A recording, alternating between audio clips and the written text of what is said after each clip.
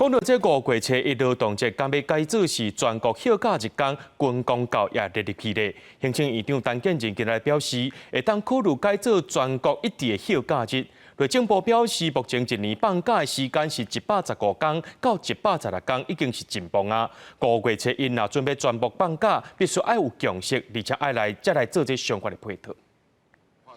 不管我们人事总处也好，内政部也好，在调整这个假日的时候呢，确实是可以来考虑看看是劳动节是不是可以放一致，全国一致放假。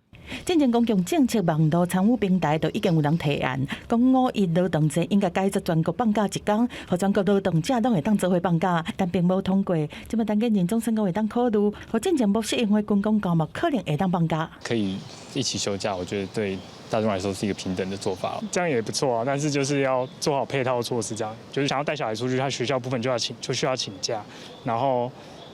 一起统一放假的话是比较方便家长做安排。不过陈建仁嘛讲，目前全国的总放假日是115天到116天，已经完全占满啦。劳动节拿全国一致性来放假，需要调整的所在真多。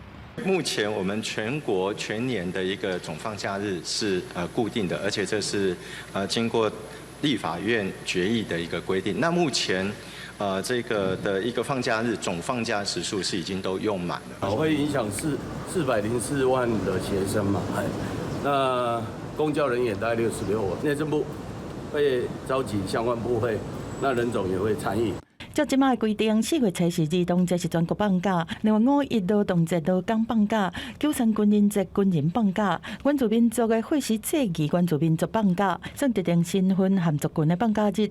另外329青年节、928教师节，第一个1号上路了，拢改做干那纪念无放假。另外1991年进前3月7日妇女节，妇女会当放假一天，后壁改做含儿童节的放假做伙，所个清明节将一天全国放假。迄当初为着要落实1礼拜休2天，第实施1个1号了后，一个固定假日是取消。内政部强调讲，若劳动节要调整，要有一定的共识了后，再做其他配套的处理。记者综合报道。